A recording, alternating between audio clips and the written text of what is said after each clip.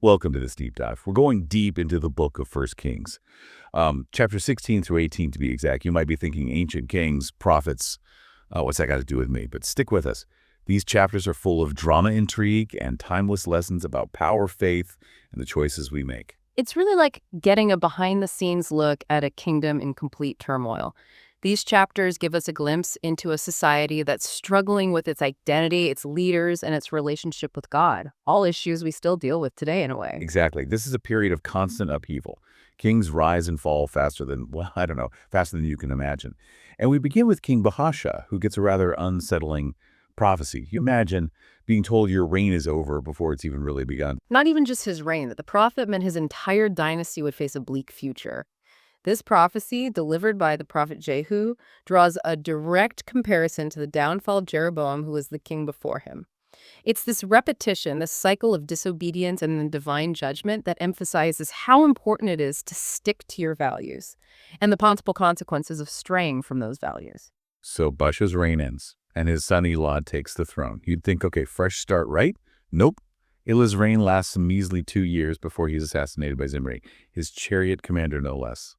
Talk about a betrayal. Elah's assassination really shows just how precarious leadership was in this era. It makes you wonder if anyone truly felt like they were in power, with the constant threat of someone plotting against you. And the irony is, Zimri's time on top is very, very short-lived. He only holds on to the throne for, you read this? 7 days. That's it. Just 7 days. Looks like someone else was learning how to stage a coup. Zimri's story is a cautionary tale, if there ever was one. It's about the allure of power and how dangerous unchecked ambition can be. He takes the throne violently and meets a tragic and ironic end, burning down the palace with himself inside instead of giving up the power he stole.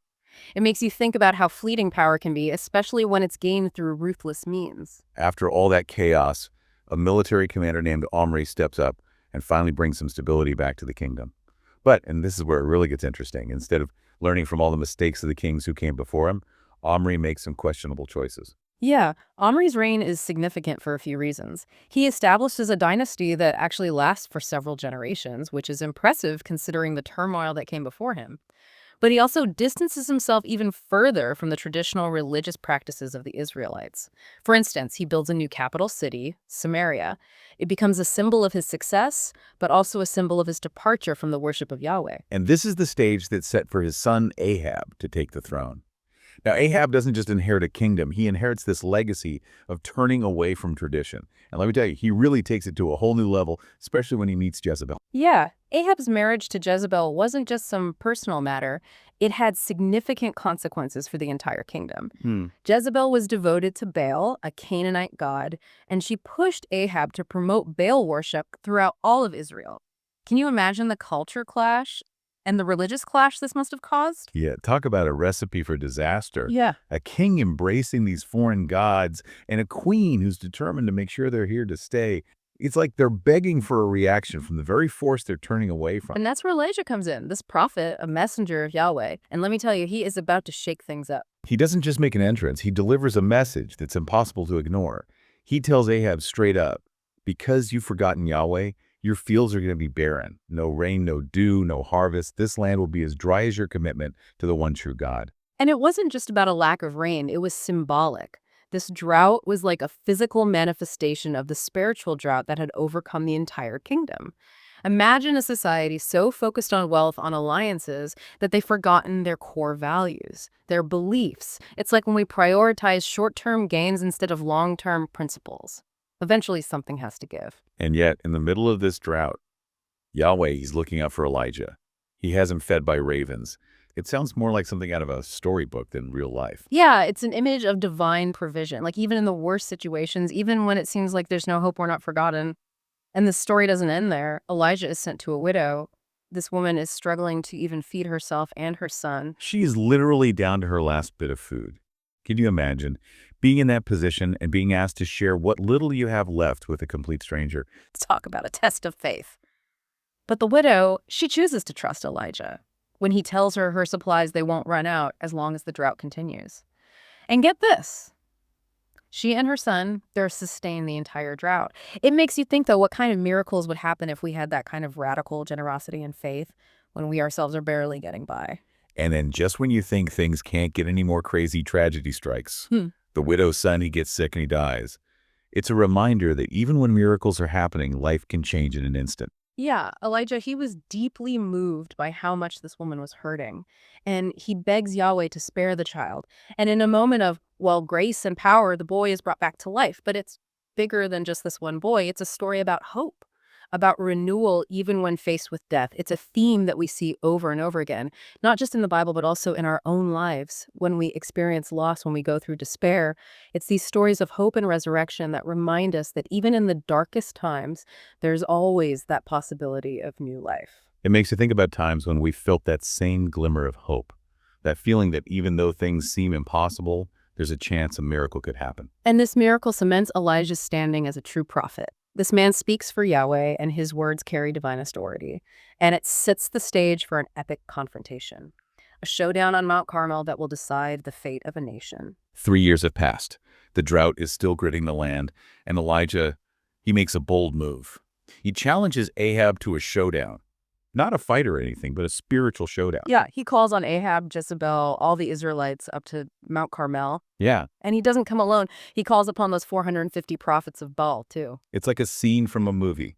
2 altars, one for Yahweh, one for Baal, each with a bull on it ready to be sacrificed. Huh. The challenge.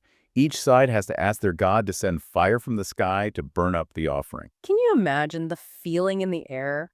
The anticipation? And keep in mind, this wasn't just some competition to see who was stronger. It was about something way bigger. It was about the soul of Israel. It was a turning point for their faith, their identity, their entire future. The prophets of Baal, all 450 of them, they go first. They're dancing, chanting. They even start hurting themselves, trying desperately to get Baal's attention. Hours go by. Nothing. It's silent. That silence is powerful, don't you think? It really highlights how meaningless rituals are without real faith behind them, and the pointlessness of worshiping a God who doesn't even hear the prayers of his followers. And the whole time this is happening, Elijah's watching.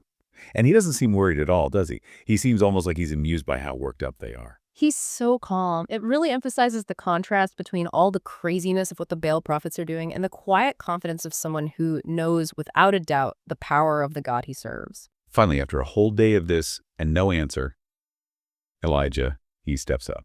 He rebuilds the altar for Yahweh, prepares the sacrifice, and then, this is surprising, he asks for water.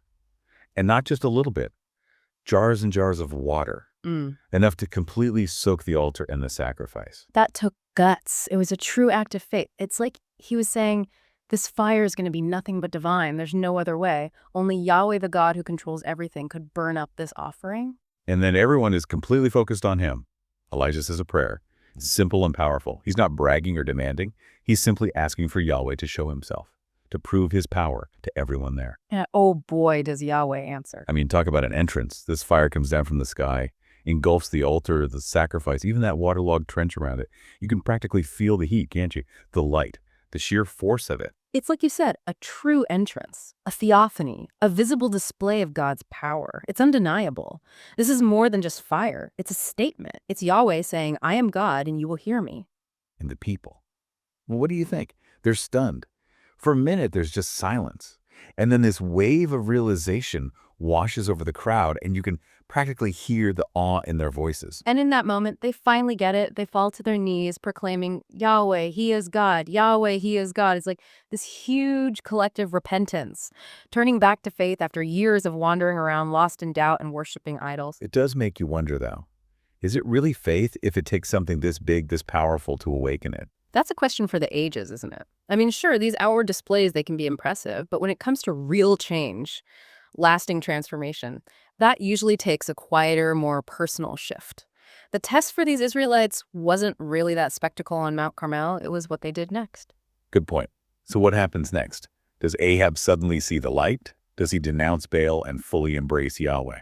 He wishes. No, Ahab's heart is still hardened, even after all that. It goes to show that old habits are tough to break, especially for those in power. And Elijah. He's not done yet, is he? He tells the people to seize those prophets of Baal. And, well, let's just say the prophet's fate is a pretty harsh reminder that picking the wrong side has consequences. It's brutal, for sure, but it shows you just how seriously they took all this back then.